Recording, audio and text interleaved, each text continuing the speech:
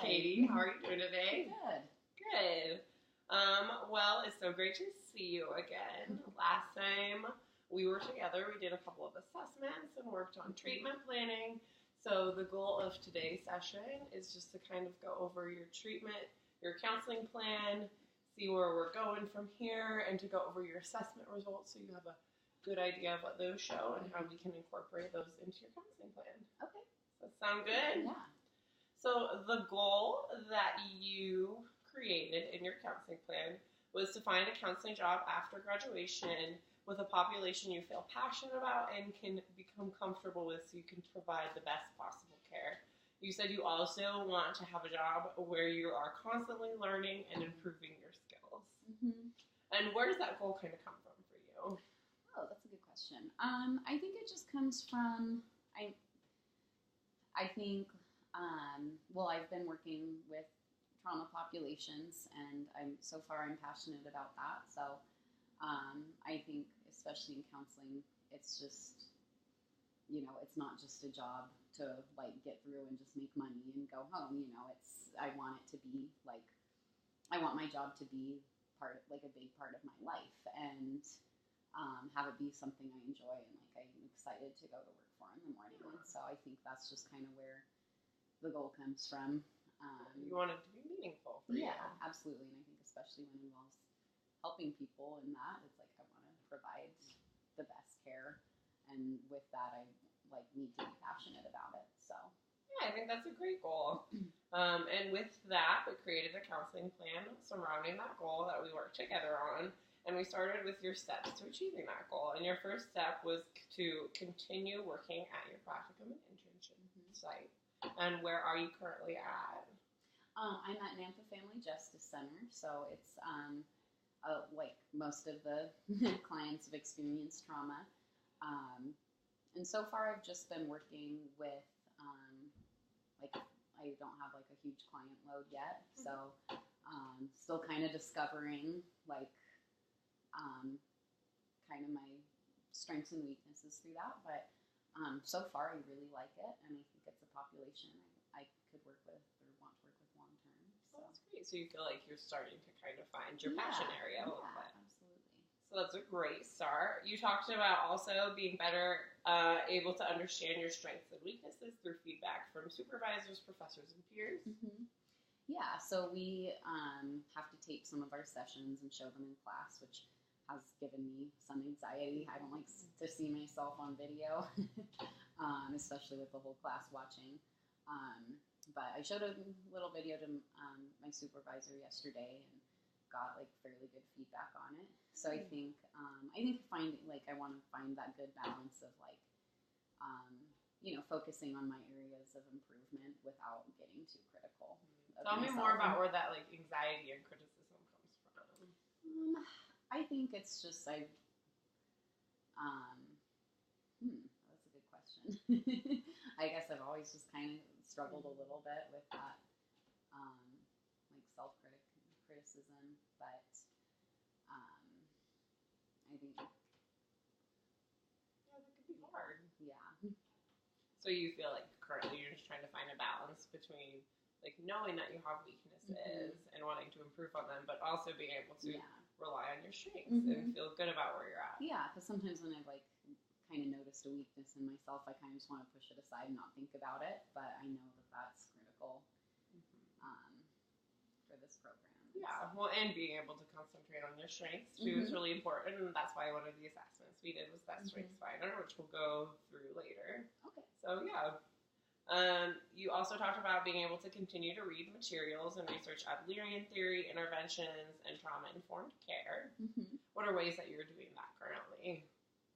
So, I think, it's been a little difficult trying to find time with like having to do coursework and working. But I bought a couple books on like Adlerian theory, and I've started reading that. I get to count it as hours for my internship, which is nice. And I think sometimes like just finding any like spare time to do it. Like I think sometimes in my head I'm like, oh, I don't have time to do that. But I think just looking up articles, I'm like, oh, it doesn't take as much time as I think. So even just like in little breaks during my day, maybe just trying to like just searching for that, or being more intentional about setting aside time and making it be in little increments so it's less overwhelming. Yeah, like not like, oh, I'm going to set aside 3 hours to read on this. I think just if I have a little break at work or like we're at my internship site, like if I have downtime, just like managing that time wisely. I think that's great. I think that's a great step for that. And then you talked about working with clients of all ages, children, adolescents, adults, elderly, to determine what age group you like working with best, as well as which age group you want to learn to become more comfortable with.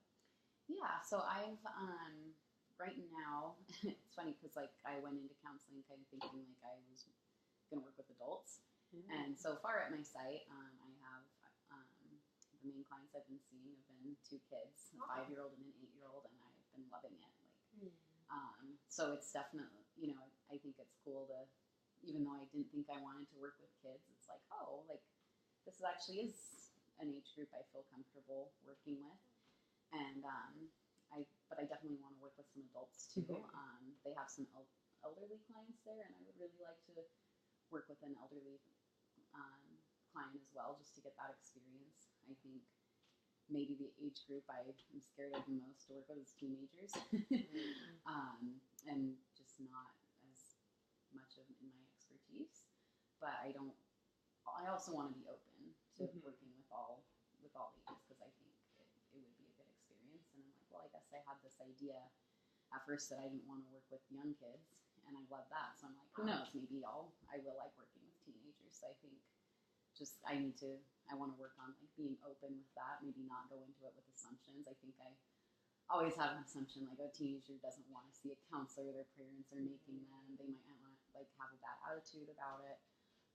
So I think kind of I need to get past some of those. So with that, it's allowing yourself to be open to experiences and kind of pushing your assumptions to the side. Yeah, absolutely. And I think that's great, especially as you're currently in your training phase of your career. It's about, while you have the supervision and training, to be able to get exposure to these different things and figure out what really is your area of interest. Yeah. So I think that's a great goal. Your second part of your steps to achieving your goal is to start exploring other agencies for long-term employment that meet your requirements. And you talked about doing research on agencies before you graduate and contacting and applying to different agencies. Yeah, so I want to start doing that early for sure. And I'm kind of a procrastinator, and I did it when, kind of like when I graduated college too. I didn't like have a great plan. I mean, it ended up working out, but I think sometimes I wish I would have like started looking at other schools earlier, or that kind of thing, like for grad school. And so rather than like graduating and being like, okay, now what? And I don't want to be in that position again. So what are ways you can prevent that for this?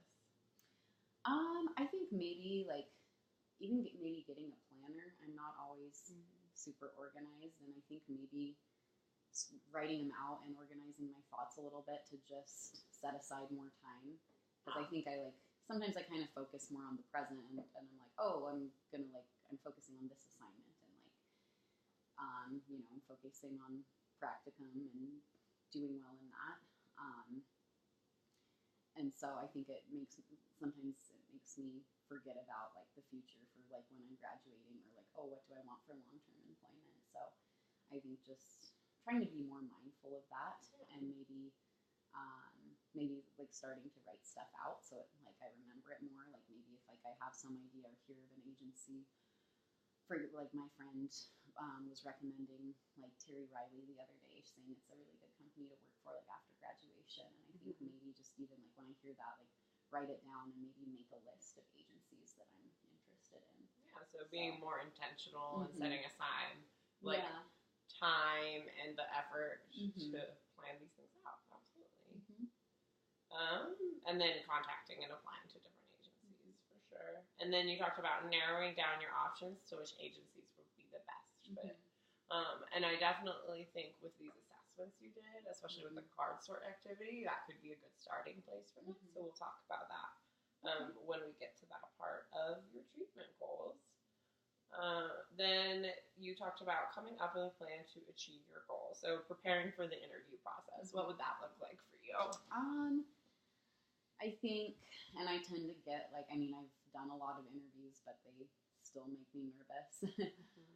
Maybe doing some like relaxation strategies, maybe the day before, or if I have time, like the day of the interview, like before I go in. And I think, you know, a lot of my classmates are going to be going through the same process, and so I think, and you know, they're very supportive. Maybe like finding a partner to like practice the interview process with, like role play a little bit. Yeah, I think. So finding ways to calm your anxiety, like mindfulness, and then also taking time to prepare for the actual interview. Yeah, that's great. Considering the pros and cons of each agency, how would you go about doing that? I think also putting it into writing. I think I need to become better at like just putting things into writing and organizing my thoughts. So maybe making a list, or and I think maybe even consulting other people, maybe friends, family, kind of like get their opinion on stuff a little bit. So kind of like confiding in people you trust and getting their advice. And especially maybe classmates too, or you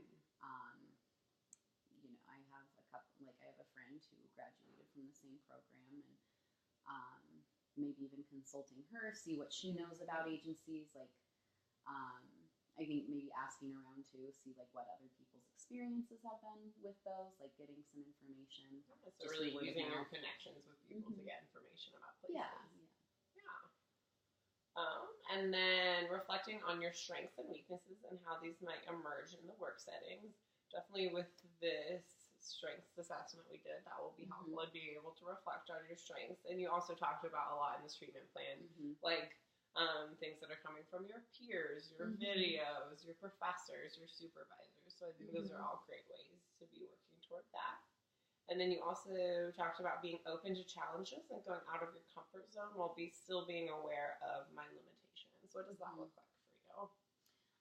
I think, well, I talked about like just working even with age groups I don't feel comfortable with, maybe teenagers, like be open to maybe taking on some teenage clients. And then I think that goes into like applying to long-term employment too. It's like, okay, like maybe there's a population there, you know, I think like stuff like addictions might be kind of scary to work with, or that kind of thing.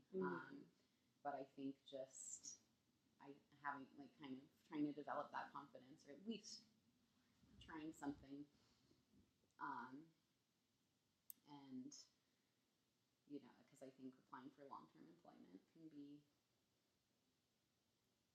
especially without like, I mean, internship, we have supervision, we have people there in long-term employment. It's like, oh, like you're out there, it's like more independent, and so kind of building up your confidence, so you feel competent in being that independent practitioner.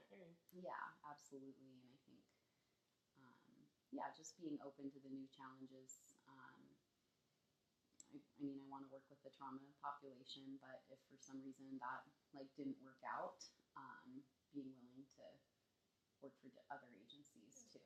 So having that flexibility and kind of backup plans. Yeah, absolutely. So looking towards helping strategies, the first kind of use of helping strategies were those assessments. So I kind of want to take this time to explain the assessments, the purpose of the assessments, and your results, and how we can incorporate those into your treatment goals. So the first assessment that you took was the card sort, and the purpose of the card sort was to look at what is important to you in the work setting. So things that make you happy working for an organization, so I think that this will really help you, especially when you're looking towards your long-term career plans, when looking at organizations and saying, okay, does this fit what I need out of an organization? Does this allow me to have these qualities that I look for? And your top two scores were achievement and relationships. So your achievement score was 30 and your relationship score was 28. So when you're looking into these organizations, looking for places that allow you to have those achievement and relationships. So as far as achievement goes, that's being in an organization where you feel like you're making progress progress towards goals. Mm-hmm. You feel like you are able to like work on your goals and work towards like being better and learning. And as far as relationship goals, it's looking for an organization in which you feel like you can build good relationships with your coworkers and your supervisors and your clientele and things like that. How does that resonate with you? I think it was very reassuring when I did it. I think I tend to be a little hard on myself, especially like sometimes if I haven't like gotten as good a grade on something, I'm kind of like, oh, I should have worked harder or whatever. So I think scoring an achievement was like good to know. I'm like, oh, okay, like I am trying, and so I think that was helpful. And like relationships like make sense for me, and but that's like another reassuring thing to look at because I think those are really important in the workplace. I think like having that support and everything, you know, in case you need to like consult other colleagues or whatever, if there's like a, you know, dealing with a difficult situation. So I think that was, I don't know, I think that was just comforting to see those scores because it makes sense for counseling. And I'm like, okay, like I think I did choose the right career path because I think achievement and relationships are very important to have in a counseling setting. Yeah. I definitely agree with that. I think that those very much are in line with your interests. And since part of your goals were like looking at different agencies and the pros and cons of each agency, when you're weighing out the pros and cons, I think taking into account whether you'll feel like you'll have a sense of achievement and whether your relationships there will be helpful for you will be really important. What are ways or questions you think you could ask that help you get to those? Can you rephrase that? Yeah. Say that so again? kind of like, so if achievement is important to you and relationships in the workplace are important to you, when you're looking at future jobs, how do you ensure that the job you're looking at allows you to have those two things that you value? Yeah, I think with relationships, I think just really looking at kind of the interactions between workers. I mean, if you can kind of like see that within just doing research or going in for the interview process, but I think just, and for achievement, kind of like looking for a place where like I can learn more or always be like not necessarily like promotions or that kind of thing, but just kind of like room for growth. Yeah. I think like just right now in my internship site, like my supervisor is very supportive, and I think it's like, you know, she's like, oh, you learn from mistakes and that kind of thing. So like she's supportive and also like, okay, you know, you're achieving by working towards that. And I think looking for long-term employment, hopefully having a boss who's also, you know, allows for learning kind of like on your own, and kind of letting you do like counsel with your own style, that kind of thing. So I think that's really good insight, and I think that's just something to keep in mind moving forward. Is like, if these are the things that I value in a job, how do I ensure that this is what I'm getting in a job? Right. Because if you're not getting what you value in a job, you're more than likely not going to be very happy in that job. So I think that's really good insight, and you can definitely use that as you move towards your longer-term career goals. The last assessment that we did was the Clifton Strengths Finder, and your first theme was empathy. So about being able to sense the emotions around you and feeling what other people are feeling. So how do you feel about that being your number one? I was really happy to score with that. I think empathy was like one of the most important things to have in counseling, and so I think that was really reassuring. Like, okay, even if maybe I'm making some mistakes right now, or I'm like, you know, new at this and not very experienced, I think like having that empathy like is like that's what helps you like develop a good relationship with clients. And so I think if I start to maybe not feel like super confident in what I'm doing, to like go back and look at these and see like, okay, I do have like the skills. Yeah, absolutely. Empathy and relationships are the core of counseling. So I'm sure it was really reassuring to hear that and to be able to look back on that and kind of know you're on the right path. Your second strength on here was adaptability. So being able to live in the moment and not seeing the future as a fixed destination, Mhm. and being able to really like change and adapt to your surroundings.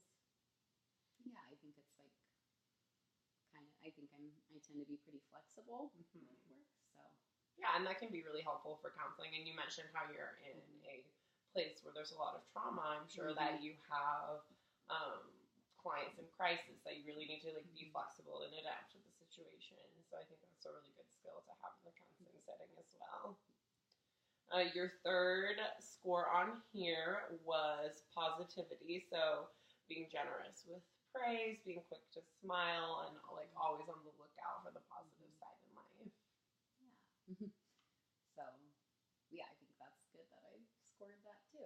I think especially, you know, working with populations that might be difficult, like it's important to like always, I can't always do it, but just keeping that positivity is what gets you through.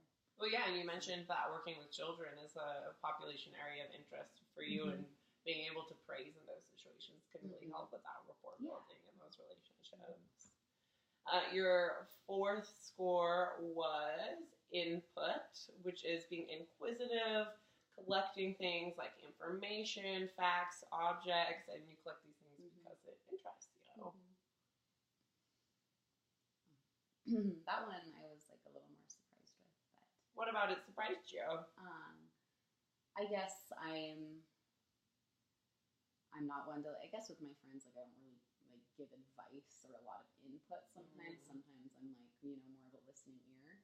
But I was really happy to see that I scored that though, because with counseling you do have to put it, like do a lot of input. And so I think Well, and I think with this a lot, like being inquisitive, you've talked about that theme a lot. Like you want to be in an environment where you're learning and able to grow. So with this, being inquisitive and trying to gain new information and learn, I think will be a really big asset for counseling. Absolutely. And then your fifth score was intellect. So you like to think, feeling like you're exercising the muscles of your brain, things like that. Yeah, I think I always like to learn new information, and it's reassuring to know that I scored that too, because it's like, okay, even after I graduate and I'm done with school, like counseling, continuing to like have to learn, like we have to go to conferences and like, you know, be updated on new research and that kind of thing. So yeah, absolutely.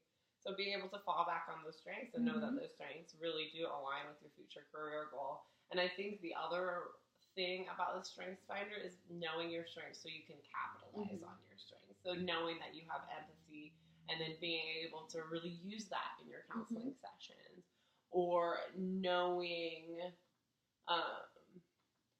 that you have positivity and reassurance and being able to maximize that in your sessions to what helps you, or even with the adaptability, knowing that you are able to be flexible, and even like maybe when you're doing interviews, being able to draw on these strengths and be able to show that to future employers could be really helpful as well. Yeah. The rest of your helping strategies were reading self-help books, writing down previous jobs and lists of likes and dislikes about them, reflecting on your practicum and internship journals, and journaling more about the experiences. So I think as we move forward, being able to utilize those tools as well as fall back on this counseling plan in general and falling back on your Strengths Finder results and your card sort assessment results, I think will be really helpful in the future.